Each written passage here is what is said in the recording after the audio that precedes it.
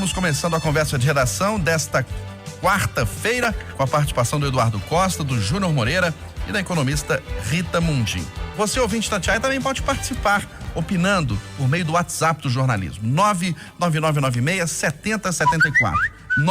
99996-7074. Você manda pra gente agora uma mensagem de texto, que não dá pra ouvir áudio nesse momento, com o seu nome, o seu bairro e a cidade de onde você está falando, tá certo? O prefeito Alexandre Calil sinaliza que Belo Horizonte pode ter nova flexibilização e estudo nacional mostra que o número de infectados em BH é menor se comparado com outras capitais do Brasil.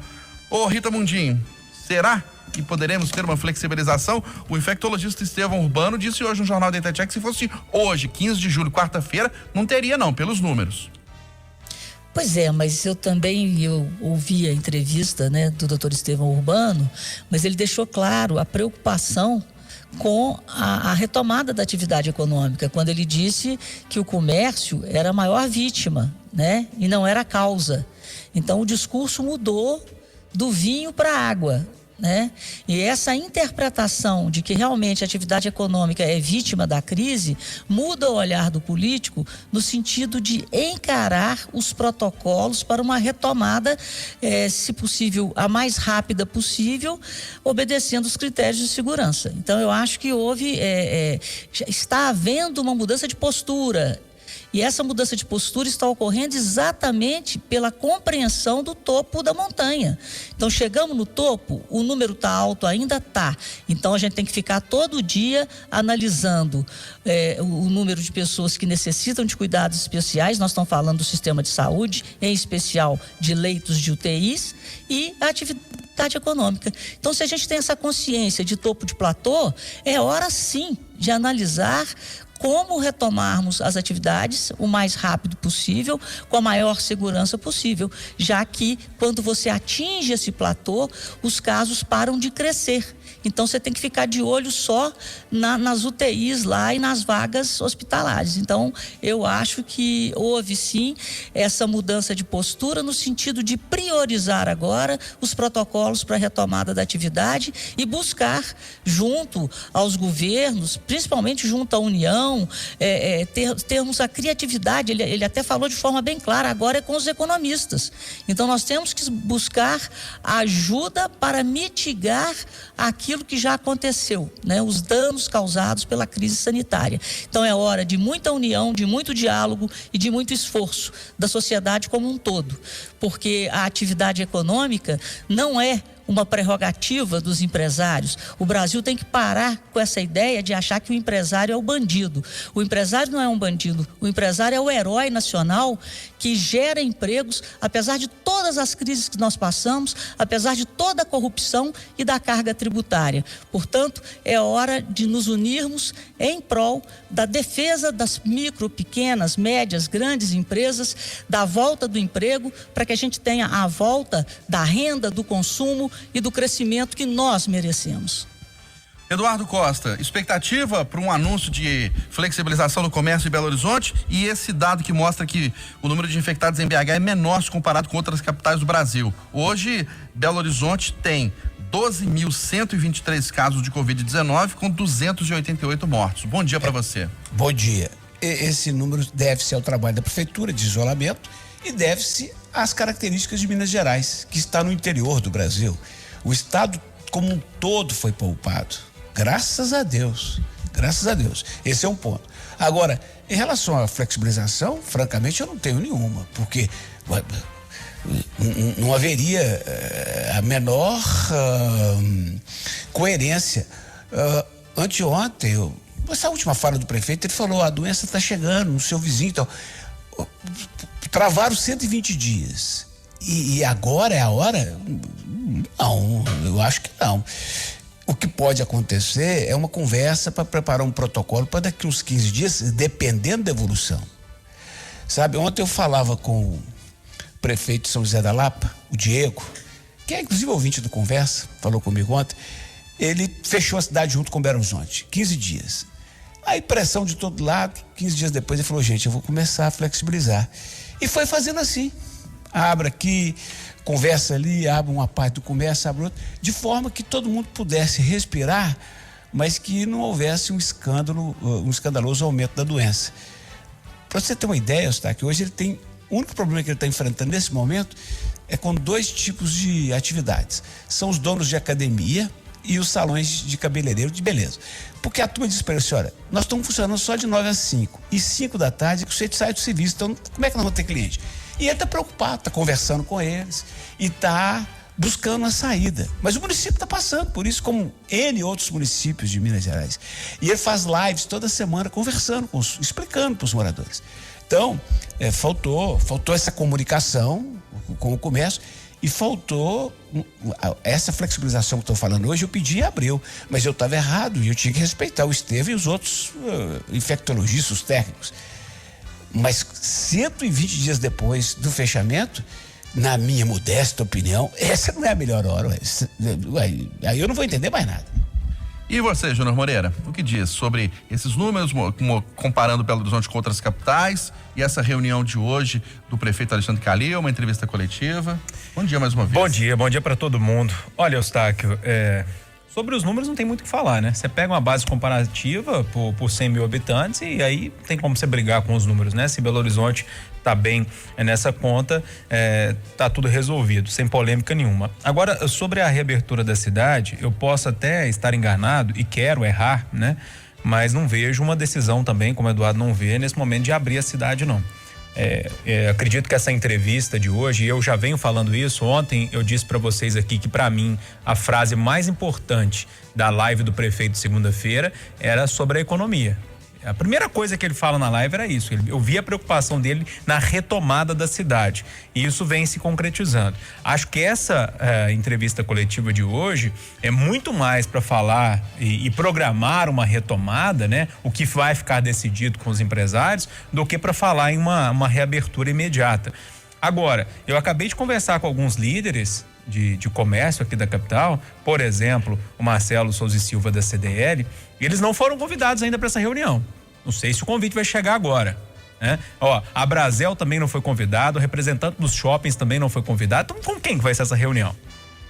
Essa é a minha pergunta. Se os representantes dos comerciantes não foram convidados ainda, ou tem um erro de comunicação nessa história aí? Eu preciso entender, essa parte eu não consegui entender ainda, até porque eu estava entrando no conversa de redação quando eu consegui apurar essa informação de quem ia participar dessa reunião. Quero olhar com a prefeitura depois para saber quem serão essas pessoas que vão participar dessa reunião, porque os representantes ainda não foram convidados, e essa reunião é muito importante para a gente saber que rumo que isso vai tomar, e nós vamos ficar sabendo desses rumos nessa entrevista coletiva. Agora a reabertura, agora eu não acredito de jeito nenhum. Aqui pelo WhatsApp, o Juliano Martins, do Padre Eustáquio, considera que Belo Horizonte está com poucos dados de Covid porque não estamos testando a população.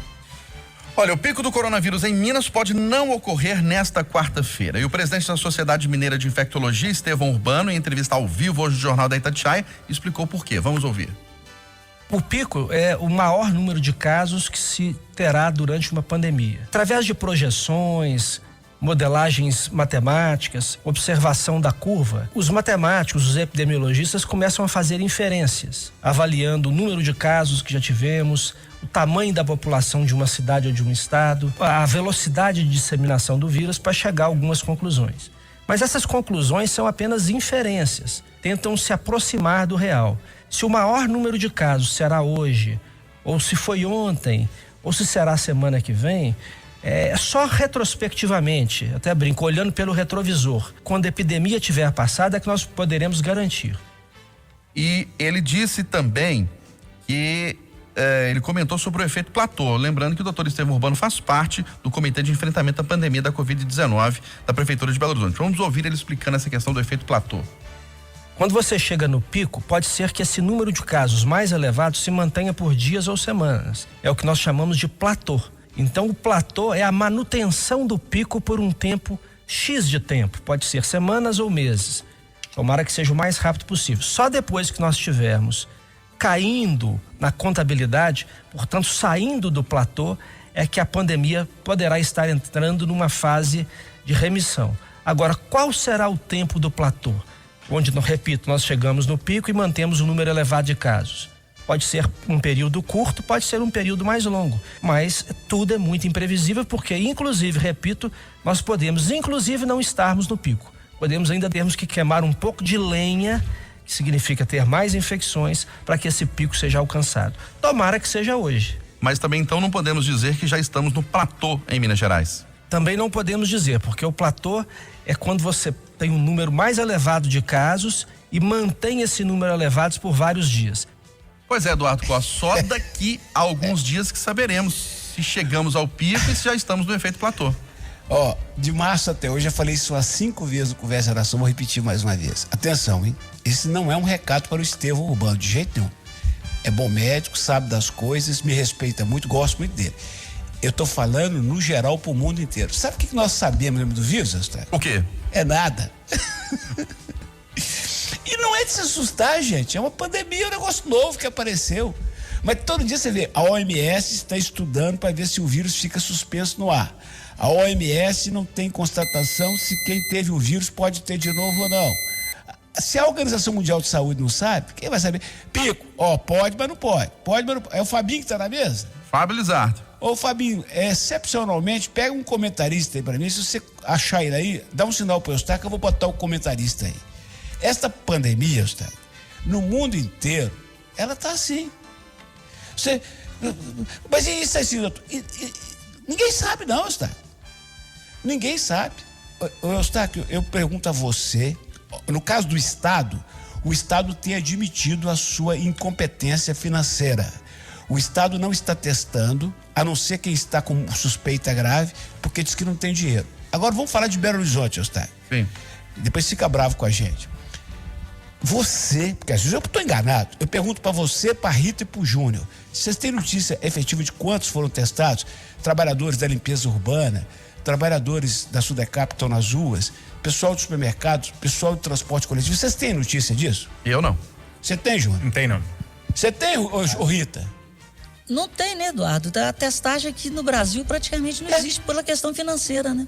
Não, e no caso da prefeitura, então é o seguinte, aí a gente fica sabendo se esse número tá real ou não tá. Achou o comentarista, Eustáquio? Achou? Ele tá pronto aqui. Ele tá pronto aqui para comentar também na Conversa de Geração. Esse, senhoras e senhores, é o melhor comentarista pra pandemia hoje.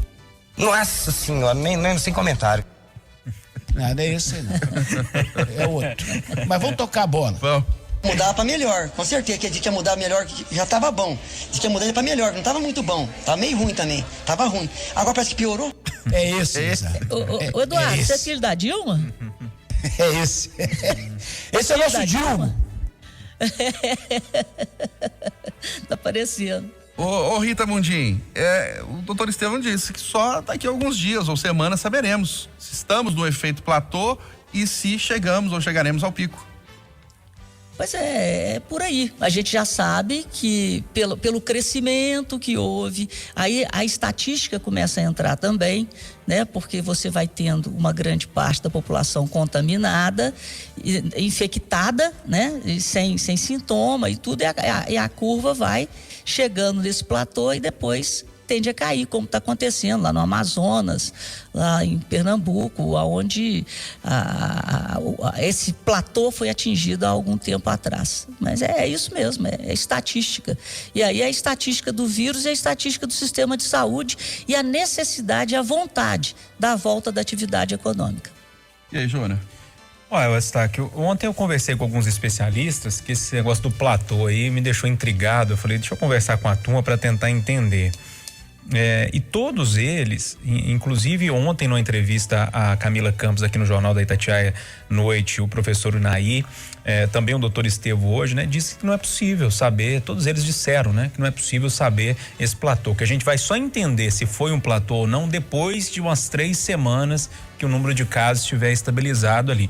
Tomara que o início desse platô seja hoje, porque nós vamos estabilizar com um número de mortes muito menor do que outros estados. A gente está numa média aí de 60, mais ou menos. Então, se a gente estabilizar num número pequeno como esse, né? Não é aceitável, porque são mortes, mas é um número menor do que outros estados, seria sensacional. Se eu vou fazer uma base de comparação, em São Paulo tinha média de 300 quando estava nesse início do platô. Então, a diferença é muito grande. Tomara que a gente esteja nesse platô, mas nós vamos só saber com a efetividade, segundo os médicos especialistas que estudam pandemia, os infectologistas, que só daqui umas 3 semanas.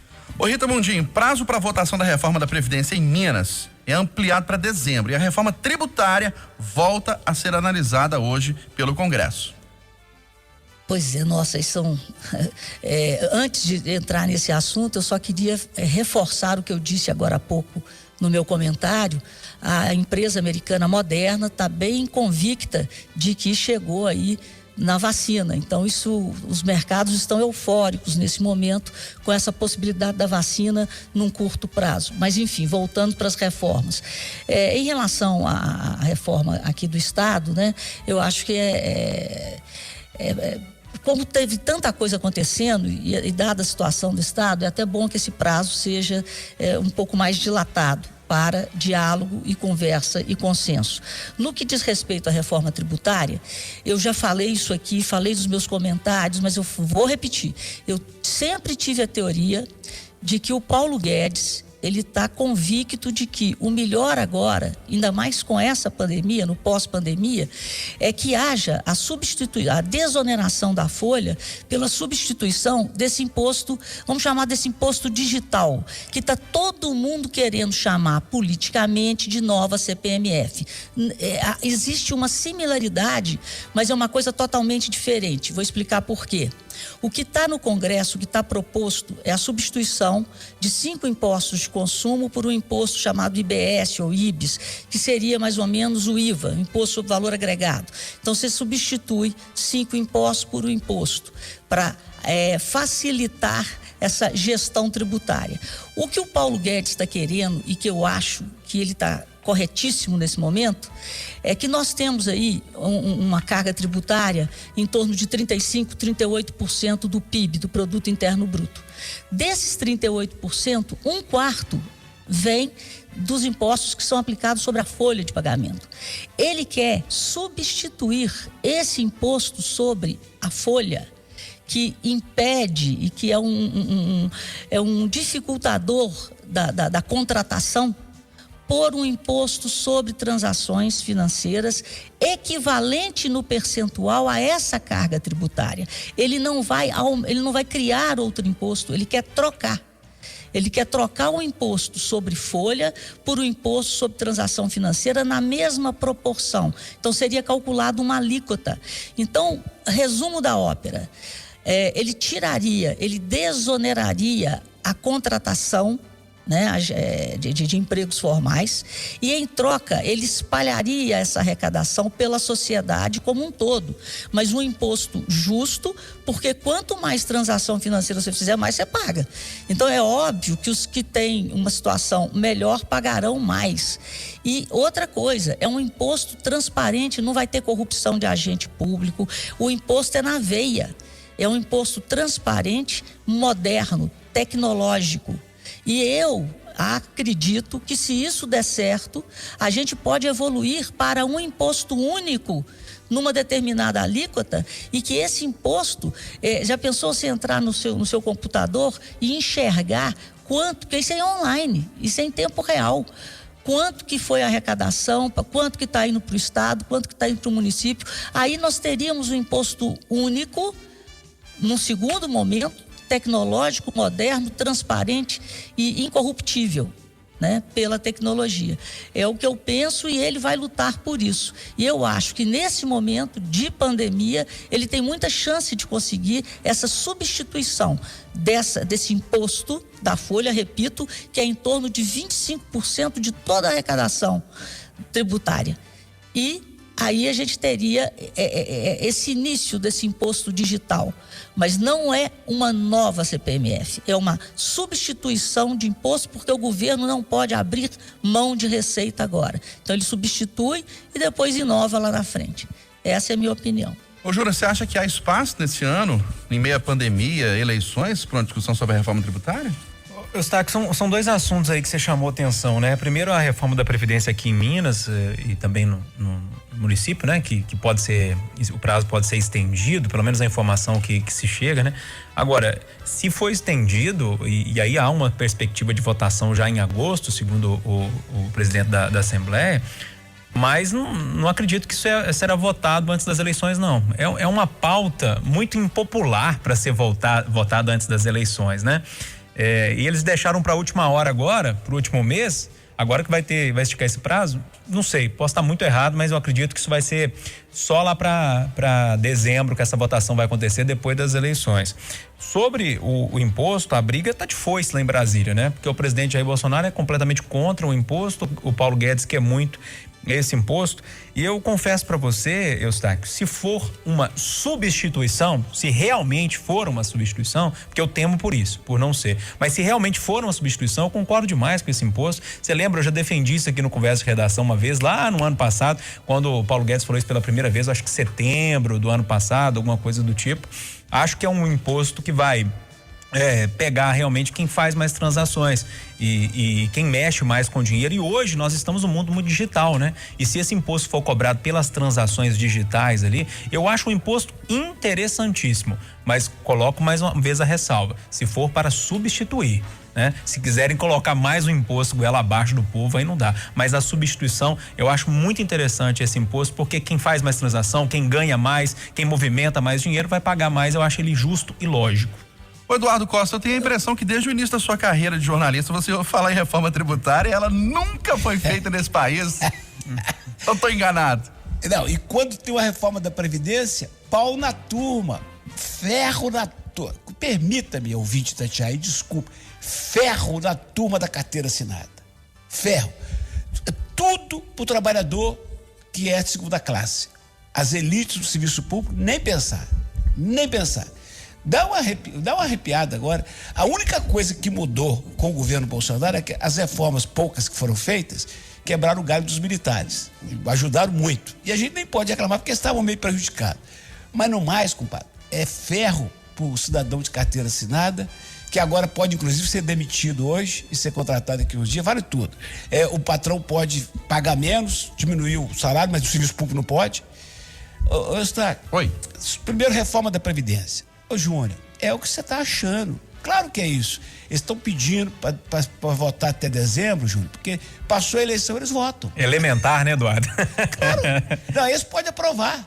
Ué. Eu soube, me disseram que é o Sindiúti, mas eu não posso afirmar. Porque eu não acredito que os líderes do Sindiúti, que ficaram calados durante os 4 anos do Pimentel, estariam fazendo isso. Que eles estão indo para as cidades dos deputados. Pega uma cidade qualquer, Pedro Leopoldo, vê quem que é o majoritário e põe lá uma faixa. Não vote contra a professora. Então, a pressão é violenta. Agora, os vereadores de cidades como Belo Horizonte, que estão com as finanças relativamente bem, se não votarem, vão jogar a cidade no buraco. Vão entrar para a história. E esses deputados, muitos deles que estão na Assembleia há 100 anos, que ajudaram a fundar Minas, vão acabar de abrir a cova e sepultar se não votar. Reforma da Previdência. Agora, quanto à reforma tributária, eu partilho, Eustáquio, da sua sensação, do seu sentimento, e embora haja esforço do ministro Guedes, eu estou convencido, e há 30 anos, nós temos que ter uma reforma maior política, para poder mudar o jeito de ser no país. Nós não podemos continuar admitindo que cidadãos, como o senhor ministro do Supremo Tribunal Federal, Gilmar Mendes, que cria confusão de segunda a segunda, cheguem lá por uma canetada de um amigo. Ele teria que ser juiz, passar a vida toda em Itaobim, Medina, Vespasiano, Sabará, Neves, para chegar lá e não criar tanto problema, e não ofender tantos outros, e não ser tão arrogante. Então, se a gente não fizer uma reforma de fato, uma reforma tributária, vai daqui e dali, vai dar no mesmo. Por exemplo, você já pensou, Eustáquio, se a Assembleia aproveita esta reforma da Previdência para dizer o seguinte, de uma vez por todas, esquece os que estão lá, esses têm direito adquirido, não vão mexer não, mas a partir de hoje, quem entrar no serviço público, nós vamos ter equiparação. O cara que é assessor na Secretaria de Saúde tem o mesmo salário do assessor do juiz, do assessor da Assembleia, entendeu? professor equivalente a soldado e oficial de justiça. Para nivelar o trem. Fala assim, a partir de hoje está nivelado para sempre. Não vão fazer isso nunca. Nunca. Os lobbies, eu fico com dó desses deputados com os lobbies que estão lá, só dos que já ganham muito, brigando para continuar ganhando. 8h59 em Belo Horizonte, final da conversa de redação, final do Jornal da Itatiaia, primeira edição desta quarta-feira. Apresentação Aline Neves e Eustáquio Ramos. Vem aí o Acelantão. Ótimo dia a todos.